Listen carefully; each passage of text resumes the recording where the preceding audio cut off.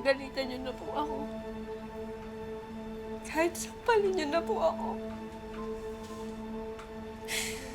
Hindi na po ako natutuway. Dapat sa akin tinatapon sa bangin eh. Para wala nang lalaking makinabang sa akin.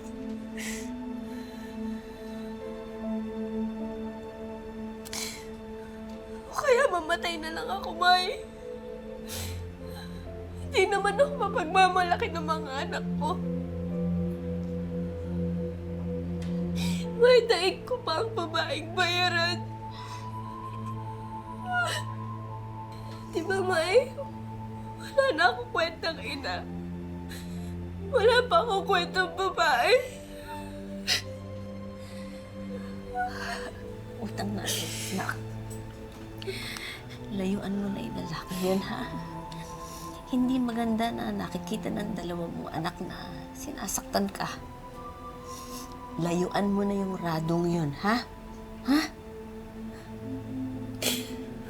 Nay, mawawala na naman ang tan.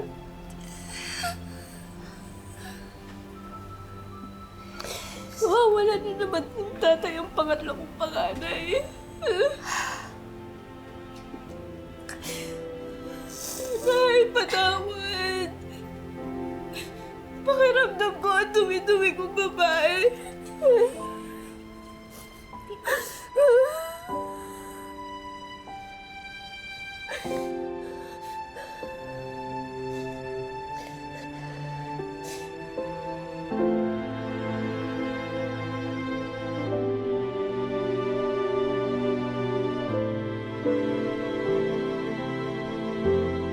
Nagsama po kami ng, ng 4 months. Oo. Iyan po ang problema po. Doon po lumabas yung ugali niya po, sinasaktan niya po ako. Oo. Pati mga bata. Sinasaktan din yung mga bata. Naku, napakasakit.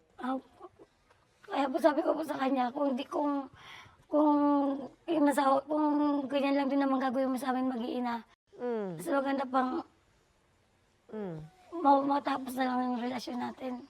Kung gano'n sa kanya, kaya ko naman buhayin to. So, naghanap ka ng trabaho ulit.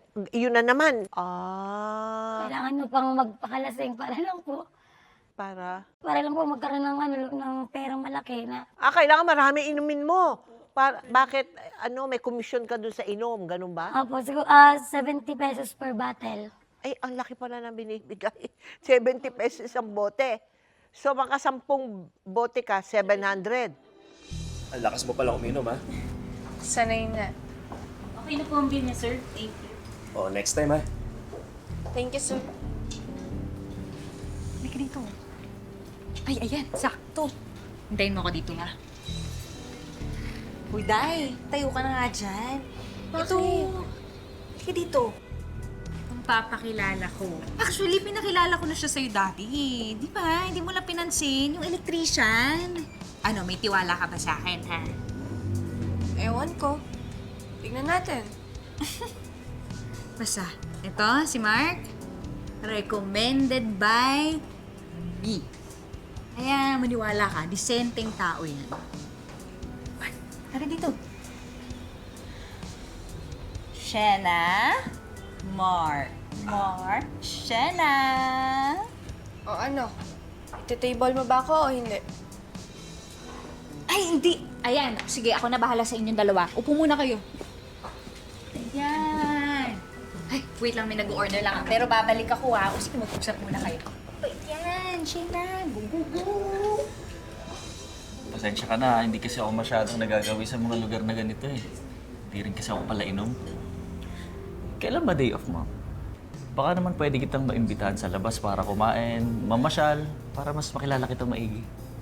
Hanggang table lang ako at order mo sa mga drinks. Bukod doon, wala ka nang mapapala sa akin. Dahil pasong-paso na ako sa love life na yan. Kung ilalabas mo ako, sorry, hindi ako pwede. Kung may plano kang bulahin ako, sorry, untog na ako. Kung gusto mo lang maka-score sa akin, sorry, 3 na yung anak ko. Lahat yun panganay. Kung uutuin mo lang ako, Sorry. Pero memorize ko na yung mga bulok na diskarte niyong mga lalaki. Grabe pala talaga ang trauma mo sa akin mga lalaki. Pero Shena, tingin mo ba katulad nila ako? Hindi lang trauma, Mark. Ubus na ako.